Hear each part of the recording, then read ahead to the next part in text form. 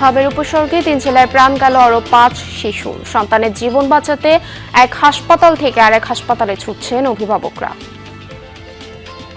নিয়ে আসলে অন্যখানে ভর্তি আছে, তখন একটু রেস্ট বাড়ানোর এখানে তারা ওখানে পাঠিয়ে দিছে। চোখ মুজে তাকে কথা কইতে পারে না, মুখ কিছু খাইতে পারে না। তখন আমরা নবীগঞ্জ ভর্তি আছিলাম 2 দিন, কোনো উপকার নাই।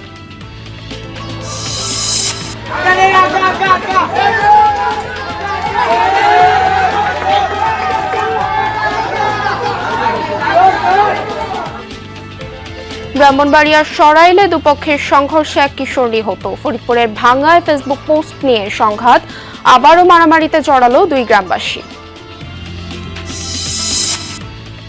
বিদেশে ভালো চাকরির প্রলোভন দেখিয়ে প্রতারণা, মেহেরপুরে নিঃস্ব অনেক পরিবার, মামলার পরও ধরাছোঁয়ার বাইরে দালাল চক্র। 15 দিন পর শুনছি যে ওর যে রেস্টুরেন্ট ছিল, ওর কোনো রেস্টুরেন্টই নেই ওখানে। ভালো কাজ দেবে এইভাবে প্রতারণা করে হাজার হাজার টাকা লাখ লাখ টাকা নিয়ে তাদের আর বিদেশ নিয়ে যাচ্ছে না।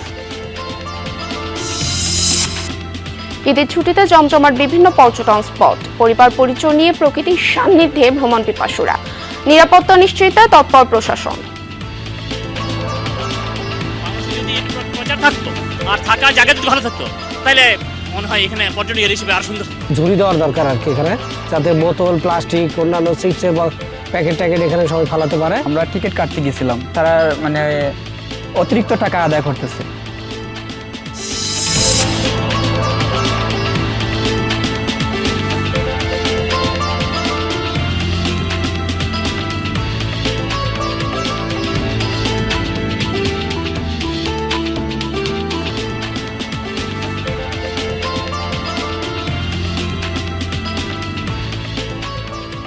আমন্ত্রণ সংবাদ সারা দেশে, তাদের সঙ্গে আছি আমি স্নিগ্ধ পুরবী। এতক্ষণ শিরোনাম দেখছিলেন, এবারে জানিয়ে দিব পুরো খবর। হাবের উপসর্গে 24 ঘন্টায় সিলেট, ময়মনসিংহ ও ফরিদপুরে প্রাণ গেছে আরো 5 শিশুর। এর মধ্যে সিলেটে মারা গেছে 2 জন। জেলার বিভিন্ন হাসপাতালে নতুন রোগী ভর্তি হয়েছেন 41 জন, মোট চিকিৎসাধীন 237 জন। হামের উপসর্গে ময়মনসিংহ মেডিকেলে 24 ঘন্টায় মৃত্যু হয়েছে 2 শিশুর, নতুন রোগী ভর্তি হয়েছেন 38 জন, মোট চিকিৎসাধীন রয়েছেন 116 জন। ছোঁয়াচে রোগের উপসর্গ নিয়ে ফরিদপুর মেডিকেলেও প্রাণ গেছে 1 শিশুর। এছাড়া বরিশাল, চট্টগ্রাম ও রাজশাহী বিভাগের বিভিন্ন হাসপাতালে রোগীর ভিড় কমে রয়েছে। কোথাও কোথাও আইসোলেশন ওয়ার্ডে শয্যা সংকটে ভোগান্তি পোহাতে হচ্ছে রোগী ও রোগীর স্বজনদের। হাম ও প্রকোপ নিয়ে আতঙ্কিত না হয়ে অভিভাবকদের সতর্ক থাকার পরামর্শ চিকিৎসকদের।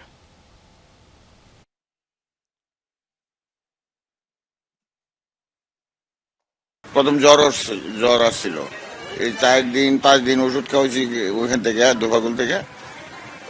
কালকে হঠাৎ করে দেখি যে সারা শরীরে হাম বইরে গেছে গায়ে। তো রাত্রে 1টার দিকে আমি এখানে আসছি। চোখ মুজে তাকে কথা কইতে পারে না, মুখ কিছু খাইতে পারে না। তখন আমরা নবীগঞ্জ ভর্তি আছিলাম 2 দিন, কোনো উপকার নাই। তবে আমরা আরো কালকে রাখি বলে সকাল আইছি, অন্যখানে ভর্তি আছে, তখন একটু রেস্ট বাড়ানোর এখানে তারা ওখানে পাঠিয়ে দিছে। এখানে আমার অবস্থাটা বেশি খারাপ, এখন আস্তে আস্তে এখন ঠিক আছে। ভ্যাকসিনেশন ক্যাম্পেইন যেহেতু শেষ হয়েছে এবং বাদ পড়া শিশুদেরকেও খুঁজে খুঁজে ভ্যাকসিন দেওয়ার কার্যক্রম চলমান, আমরা আশা করছি অল্প কিছুদিনের ভিতরেই সংক্রমণ কমে আসার কথা। সিলেটে হাম পরিস্থিতির খবর জানাতে যুক্ত হচ্ছেন সহকর্মী নাবিল হোসেন। নাবিল, শিশু মৃত্যু তো বাড়ছেই, চিকিৎসা সেবা নিয়ে হাসপাতাল কর্তৃপক্ষরা কি বলছেন? পুরবী, এক এক করে মৃত্যুর সংখ্যা 60-এ গিয়ে দাঁড়ালো এবং এই মৃত্যুর মিছিল কোথায় গিয়ে থামবে সেটি এখন পর্যন্ত আসলে খুব নিশ্চিত করে স্বাস্থ্য বিশেষজ্ঞরা বলতে পারছেন না। কারণ যে সংক্রমণ আসলে এখনো যে নিয়ন্ত্রণে সেটি বলা যাচ্ছে না, কারণ হাসপাতালগুলোতে এখনো ভর্তি রোগীর সংখ্যা এবং রোগী ভর্তি প্রতিনিয়ত হচ্ছেন। যদিও ঈদের ছুটিতে হাসপাতালের চাপ কিছুটা কম, স্বাস্থ্য বিশেষজ্ঞরা মনে করছেন অনেক অভিভাবকই আসলে ঈদের সময় হাসপাতালে আসতে চান না। ফলে এই যে চিত্র, মানে ঈদের যে চিত্র, সেটি আসলে সংক্রমণের আসল চিত্র নয়। ঈদের ছুটির পর হাসপাতালের আসলে যদি চিত্রটা পাল্টায়, অর্থাৎ হাসপাতালের রোগীর ভর্তির সংখ্যা যদি বাড়ে, তাহলে বোঝা যাবে যে এখন পর্যন্ত সংক্রমণ নিয়ন্ত্রণে আসেনি। পাশাপাশি যেহেতু ঈদের ছুটিতে অনেকেই বাড়ি ফিরেছেন, অনেকে হয়তো হয়তো বাড়ি থেকে আবার শহরে ফিরবেন।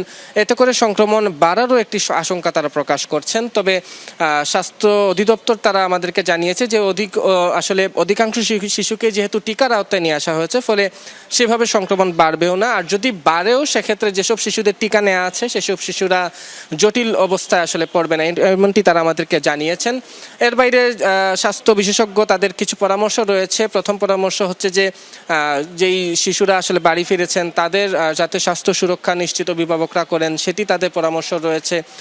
এর বাইরে আসলে যেসব শিশুরা এখনো টিকার আওতায় আসেনি তাদের যাতে দ্রুত টিকার আওতায় নিয়ে আসেন সেই পরামর্শ রয়েছে। বিশেষ করে 6 মাসের কম শিশুরাও যেহেতু হামে আক্রান্ত হচ্ছেন, সেই সব শিশুরা যাতে পুষ্টিহীনতায় না ভুগে তাদের ক্ষেত্রে অধিকতর স্বাস্থ্য সুরক্ষা যাতে নিশ্চিত করা হয় সেই পরামর্শটা বিশেষজ্ঞরা দিচ্ছেন। পুরবী। ফরিদপুরে ভাঙ্গা ইউপি চেয়ারম্যানের বিরুদ্ধে ফেসবুকে পোস্ট দেওয়াকে কেন্দ্র করে দ্বিতীয় দিনের মতো সংঘর্ষে জড়িয়েছে 2 গ্রামের মানুষ। আহত হয়েছেন অন্তত 30 জন। পুলিশ জানায়, চুবুরদি ইউনিয়নের চেয়ারম্যান রফিকুল ইসলাম সোহাগ মোল্লার বিরুদ্ধে চাল আত্মসাতের অভিযোগ তুলে সপ্তাহখানেক আগে ফেসবুকে ভিডিও পোস্ট করেন আকরাম শেখ নামের স্থানীয় এক যুবক। উপজেলা সহকারী কমিশনার অভিযুক্ত চেয়ারম্যানকে জিজ্ঞাসাবাদ করেন। এই ঘটনার জের ধরে গতকাল সন্ধ্যায় বাবনাতলা বাস স্ট্যান্ড থেকে আকরামের সাথে বাকবিতণ্ডা হয় চেয়ারম্যানের ভাই চন্দন মোল্লার। মারামারিতেও জড়ায় তারা। পরে সংঘর্ষে জড়ায় 2 গ্রামের মানুষ। আজ সকালে আবারও উত্তেজনা ছড়ায়। দেশীয় অস্ত্র নিয়ে সংঘর্ষে জড়ায় দুপক্ষ। ভাঙচুর করা হয় 10টি বসতঘর। খবর পেয়ে পুলিশ গিয়ে পরিস্থিতি নিয়ন্ত্রণে আনে। বিএনপির প্রতিষ্ঠাতা শহীদ প্রেসিডেন্ট জিয়াউর রহমানের 45তম শাহাদাত বার্ষিকীতে দেশজুড়ে পালিত হচ্ছে নানা কর্মসূচি। সকালে রাজশাহী মহানগর বিএনপির দলীয় কার্যালয়ে দলীয় পতাকা ও জাতীয় পতাকা অর্ধনমিত রাখা হয়। উত্তোলন করা হয় কালো পতাকা। এ সময় ভূমি মন্ত্রী মিজানুর রহমান মিনু বলেন, জিয়াউর রহমানের আদর্শে প্রধানমন্ত্রী তারেক রহমান দেশকে সুসংগঠিত করতে কাজ করছেন। দেশকে এগিয়ে নিতে প্রয়াত রাষ্ট্রপতির অবদানের কথা স্মরণ করেন বক্তারা। জিয়াউর রহমান ও সাবেক প্রধানমন্ত্রী খালেদা জিয়ার আত্মার মাগফিরাত কামনায় দোয়া ও মোনাজাত করা হয় এ সময়। ময়মনসিংহে পিকআপ ভ্যানের ধাক্কায় সিএনজি চালিত অটোরিকশা যাত্রী বাবা ও ছেলের মৃত্যু হয়েছে। সকালে সদর উপজেলার আলালপুর এলাকায় ময়মনসিংহ হালুয়াঘাটা সড়কে এই ঘটনা ঘটে। পুলিশ জানায়, ময়মনসিংহ শহর থেকে সিএনজি চালিত অটোরিকশায় স্ত্রী, 2 ছেলে ও শালিকাকে নিয়ে হালুয়াঘাটের বাড়িতে যাচ্ছিলেন জাহাঙ্গীর আলম। আলালপুর এলাকায় পৌঁছালে বিপরীত দিক থেকে আসা একটি পিকআপ ভ্যান সিএনজিটিকে ধাক্কা দেয়। ঘটনাস্থলেই নিহত হন জাহাঙ্গীর আলম ও তার ছোট ছেলে রোহন মিয়া। সিএনজিতে থাকা অন্যদের উদ্ধার করে প্রাথমিক চিকিৎসা দেওয়া হয়। পারিবারিক সচ্ছলতা আর বাড়তি আয়ের জন্য অনেকেই দেখেন বিদেশ যাওয়ার স্বপ্ন। সেই স্বপ্নকে পুঁজি করেই সক্রিয় মেহেরপুরের দালাল চক্র ভালো বেতনের প্রলোভন দেখিয়ে হাতিয়ে নিচ্ছে লাখ লাখ টাকা। আর প্রতারণার শিকার হয়ে ঋণের বোঝা মাথায় নিয়ে নিঃস্ব হয়ে যাচ্ছে অনেক পরিবার। তবে মামলার পরও ধরাছোঁয়ার বাইরে থেকে যাচ্ছে প্রতারক চক্র। বাড়তি অর্থ উপার্জনের স্বপ্নে পাড়ি জমান কাতারে, বিক্রি করেন শেষ সম্বলও। দালালদের হাতে তুলে দেন প্রায় 5 লাখ টাকা। এখন সব হারিয়ে ডুবেছেন একরাশ হতাশায়, কাঁধে ঋণের ভার। মেহেরপুরের বাগওয়ান গ্রামের মমিনুল ইসলাম 2025 সালের জুলাইয়ে যান কাতারে, কিন্তু পৌঁছে জানতে পারেন যেই রেস্টুরেন্টে চাকরির কথা ছিল বাস্তবে নেই তার কোনো অস্তিত্ব। চাকরির কথা জিজ্ঞেস করলে শুরু হয় দালালদের নির্যাতন, রাখা হয় অনাহারে। ঘটনা জানতে পেরে কৌশলে মমিনুলকে দেশে ফিরিয়ে আনে পরিবার। কাতারে যাব, তার 3 দিন পর কাজ দেবে। 3 দিন চলে যায়, তারপরে মনে করেন কোনো কাজ দেয় না। 15 দিন পর শুনছি যে ওর যে রেস্টুরেন্ট ছিল ওর কোনো রেস্টুরেন্টই নেই ওখানে। যে কারণ ছেলে গেছে তাদের এইভাবে কান্দাকাটি খাওয়া দাওয়া হয়েছে একবেলা। কাছাকাছি গল্প জেলার গোপালনগরের মাসুদ রানারও। ভালো কাজের আশায় কাতারে যান তিনিও। দালাল চক্রকে দেন প্রায় 5 লাখ টাকা, কিন্তু পাননি প্রতিশ্রুত কাজ আর বেতন। আমাদের উপর ওখানে খাইয়ে দিত না, দিনে একবার খাইয়ে দিত, দাও আলোচনা আর ডাল। ও ওষুধ সেখানে আসে, ওর বাপ টাকাটা নিয়েছে, বাপেও জানে, মা জানে। মেহেদি হাসানের ভাগ্য আরও খারাপ। বিদেশ যাওয়ার আগেই হন প্রতারণার শিকার। মালয়েশিয়ায় পাঠানোর স্বপ্ন দেখিয়ে 7 লাখ টাকা হাতিয়ে নেয় দালালরা। ভ্যান বিক্রি, জমি বন্ধক রেখে জোগাড় করা সেই টাকা তো ফিরেই পাননি, যাওয়া হয়নি বিদেশও। আমি আগে ভ্যান চালাই খাতাম, যে বিদেশ করে আমার জীবনটা নষ্ট হয়ে গেল। জমি বন্ধক দিয়েছি, ভাই আমার সেচ ভাই দিল জমি বন্ধক দিয়ে, আমি সমিতি তুলেছি, কত কি করি, তারপরে আমি 7 লাখ টাকা ম্যানেজ করি আমি দিলাম বিদেশে। ভুক্তভোগীদের অভিযোগ, টাকা ফেরত চাইলে উল্টো হুমকি দিচ্ছে প্রতারকরা। বাধ্য হয়ে আদালতের দ্বারস্থ হচ্ছে পরিবারগুলো। তবে এখনও ধরাছোঁয়ার বাইরে জড়িতরা।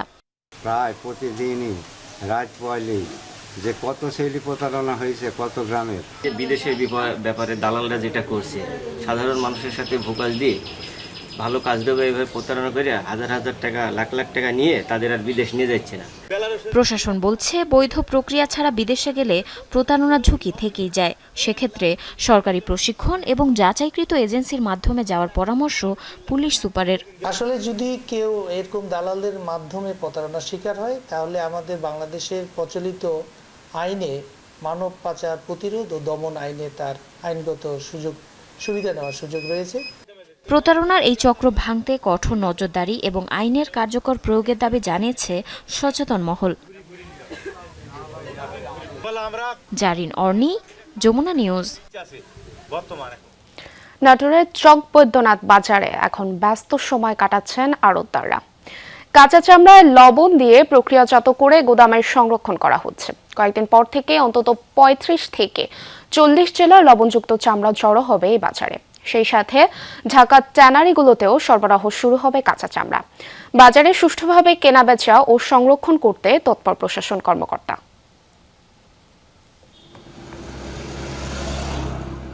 দেশের দ্বিতীয় বৃহত্তম চামড়ার বাজার নাটোরের চকবৈদ্যনাথে এখন ব্যস্ততার শেষ নেই। এরই মধ্যে জেলা ও আশপাশের বিভিন্ন অঞ্চল থেকে কাঁচা চামড়া আসছে আড়তগুলোতে। পরে লবণ দিয়ে গুদাম ও আড়তের বাইরে সংরক্ষণ করছেন শ্রমিকরা। সারা রাত্রি ক্রয় করে লবণ দেওয়ার কাজ করেতেছি। যেগুলো লোকালে আমদানি হয়েছিল এই সব চামড়াগুলো ক্রয় করে আমরা লবণজাত করে আমরা গোডাউনজাত করেছি। ব্যবসায়ীরা বলছেন, লবণের দাম বাড়ায় চামড়া সংরক্ষণে বাড়তি খরচ হচ্ছে, তবে মান নিয়ে সন্তুষ্ট আড়তদাররা। প্রত্যাশা করছি ইনশাল্লাহ নাটোর মার্কেটে যে 1 মাস যে চামড়ার ব্যবসা হবে, আমরা আশা করি 80% চামড়া ক্যাশ টাকায় বেচা কেনা করবো। মালের গুণগত মান ভালো এবং অনেক মালে আমরা লবণজাত করে রাখছি। লবণের দামও বেশি ছিল, যার জন্য আমাদের কস্টিং চার্জ বেশি হয়ে গেছে। চামড়া ব্যবসায়ী গ্রুপের নেতারা বলছেন, আড়তগুলোতে এবার 10 থেকে 12 লাখ পিস আসবে পশুর চামড়া, আর নির্ধারিত মূল্যেই হচ্ছে বেচাকেনা দাবি তাদের। এছাড়া সপ্তাহখানেকের মধ্যেই ট্যানারি মালিক ও প্রতিনিধিদের পদচারণায় মুখরিত হবে বাজারটি। 10 থেকে 12 লক্ষ পিস আমদানি হবে এই মার্কেটে। এটা আমরা আসার পর ট্যানারি মালিকরা আসবে, ওনাদের কাছে আমরা নগদ বেচাকেনা করে ব্যাপারীদেরকে বিদায় করব। এদিকে জেলা প্রশাসনের দাবি, চকবৈদ্যনাথে চামড়া কেনাবেচা সংরক্ষণ থেকে শুরু করে সকল বিষয়ে নজরদারি করছেন তারা। মনিটরিং টিম নিয়মিত মনিটরিং করছেন এবং ব্যবসায়ী এবং বিক্রেতা যারা তাদের বিভিন্ন প্রকার পরামর্শ দিচ্ছেন। এর পাশাপাশি ব্যবসায়িক খাতে নিরাপত্তা বিধানের জন্য পুলিশ এবং ডিবি পুলিশ সহ বাংলাদেশ আনসার বাহিনীর সদস্য মোতায়েন করা হয়েছে। নাটোর ও আশপাশের জেলা থেকে যে কাঁচা চামড়াগুলো এসেছিল তা লবণ দিয়ে আড়তে সংরক্ষণ করেছেন শ্রমিকরা। এখানকার ব্যবসায়ীরা বলছেন, সপ্তাহখানেক পর থেকে দেশের 35 থেকে 40 জেলার লবণযুক্ত চামড়া আসবে এখানে। তখন ঢাকার ট্যানারি মালিকদের কাছে নগদে চামড়া কেনাবেচা শুরু হবে বলে প্রত্যাশা করছেন তারা। নাজমুল হাসান, যমুনা নিউজ, নাটোর। ঈদের ছুটিতে জমজমাট দেশে বিভিন্ন পর্যটন স্পট, পরিবার পরিজন নিয়ে ঘুরতে বেরিয়েছেন ভ্রমণ পিপাসুরা। কক্সবাজার সমুদ্র সৈকতের সুগন্ধা, লাবণী, কলাতলী সহ প্রতিটি পয়েন্টে পর্যটকদের পদচারণায় মুখর হয়ে উঠেছে। হিমছড়িতেও ঘুরতে যাচ্ছেন অনেকে। পর্যটন সংশ্লিষ্টরা বলছেন, গত 2 দিনের তুলনায় আজ ভ্রমণ পিপাসুদের ভিড় আরও বেড়েছে। ঈদের ছুটি উপভোগ করতে অনেকেই ছুটছেন 3 পার্বত্য জেলায়। সময় কাটাচ্ছেন প্রকৃতির সান্নিধ্যে। বান্দরবানের মেঘলা, নীলাচল, খাগড়াছড়ির আলুটিলা, জেলা পরিষদ পার্ক, রাঙ্গামাটির কাপ্তাই লেক ও সাজিকে ভিড় বেড়েছে পর্যটকদের। এছাড়া দেশের বিভিন্ন স্থানে পার্ক সহ বিনোদন কেন্দ্রগুলোতেও পরিবার পরিজন নিয়ে ঘুরছেন অনেকে। বিভিন্ন স্থানে পার্ক সহ বিনোদন কেন্দ্রগুলোতেও পরিবার পরিজন নিয়ে ঘুরছেন অনেকে।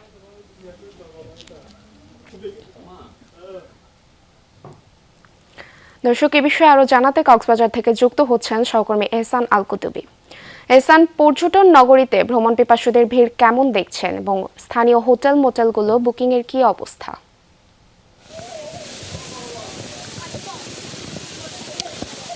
পূর্বে আমরা তো গত দুদিন কক্সবাজার সমুদ্র সৈকতের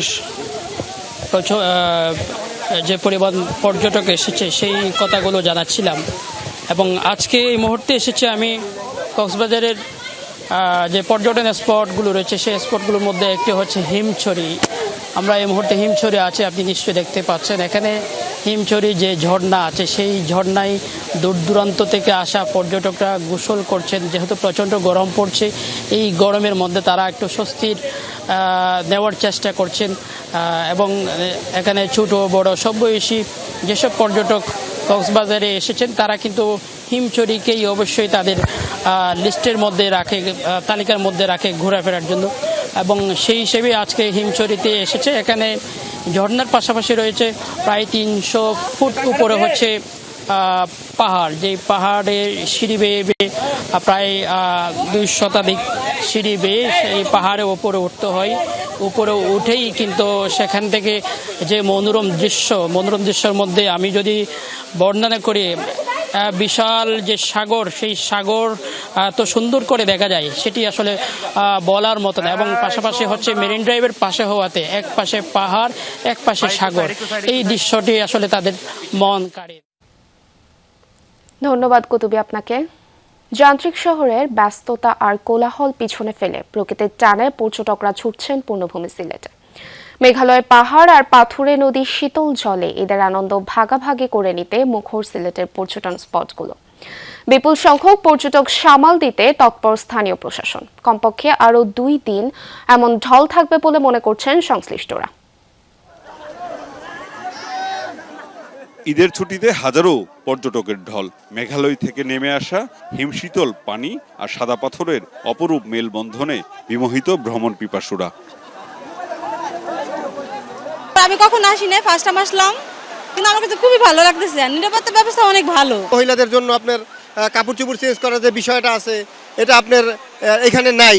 তারপরে আপনাদের টয়লেটের যে বিষয়টা আছে এখানে নাই। বাংলাদেশে যদি এই প্রচার থাকতো আর থাকার জায়গা যদি ভালো থাকতো তাহলে মনে হয় এখানে পর্যটন হিসেবে আরো সুন্দর থাকতো। সাদা পাথর পেরিয়ে রাতারগুলের জলাবন যেন এক অন্য দুনিয়া। দেশের একমাত্র এই মিঠা পানির সোয়াম ফরেস্ট এখন পানিতে টইটম্বুর। নৌকা নিয়ে বনের ভেতরে সবুজের মায়ায় হারিয়ে যাচ্ছেন প্রকৃতিপ্রেমীরা। পাখির কলকাকলি আর জলের মৃদু শব্দে মিলছে পরম মানসিক প্রশান্তি। আমি আমার বাবা মা, আমার আঙ্কেল, আমার ফুপি, আমার ভাই বোনদের নিয়ে এসেছি। ময়লার যে ঝুড়ি দেওয়ার দরকার আর কি এখানে, যাতে বোতল প্লাস্টিক অন্যান্য চিপসের বা প্যাকেট ট্যাকেট এখানে সবাই ফালাতে পারে। আমি মাত্র আমার এক্সামগুলো শেষ করে আসছি, তো মানে ভালোই রিল্যাক্সিং ট্রিপ হচ্ছে। আমরা টিকিট কাটতে গেছিলাম, তো এখানে মানে ফরেস্ট নাকি কি ওই তারা মানে অতিরিক্ত টাকা আদায় করতেছে। সবুজ পাহাড় আর মেঘের লুকোচুরি দেখতে পর্যটকদের প্রথম পছন্দ জাফলং। পিয়াইন নদীর বুক চিরে বয়ে চলা স্বচ্ছ জল আর জিরো পয়েন্টের সৌন্দর্য উপভোগে ভিড় ছিল চোখে পড়ার মতো। পর্যটকদের নিরাপত্তা নিশ্চিতের বিষয়টি গুরুত্বের সাথে দেখছে ট্যুরিস্ট পুলিশ। মায়াবী ঝর্ণা, জিরো পয়েন্ট, কাশিয়াপল্লী, আসামপাড়া, এই প্রত্যেকটা স্পটে আমাদের পর্যাপ্ত পরিমাণে আমাদের টুরিস্ট পুলিশের মোতায়েন আছে। আশা করতেছি পর্যটকরা নিশ্চিন্তেই ঈদ আনন্দ উপভোগ করতে পারে। সবুজ পাহাড় আর হিমশীতল জলধারার সাথে বেছানো পাথর, এর মেলবন্ধন দেখতে শুধু ঈদের ছুটি নয়, সারা বছরই পর্যটকরা ভিড় করেন এই সিলেটে। তবে প্রকৃতির এই রূপ অক্ষুণ্ণ রাখতে প্রয়োজন পর্যটকদের সচেতনতা। মাহবুব রহমান রিপন, যমুনা নিউজ, সিলেট। দর্শক, এই ছিল সংবাদ সারা দেশের এখনকার আয়োজনে। এতক্ষণ সাথে থাকার জন্য ধন্যবাদ সবাইকে।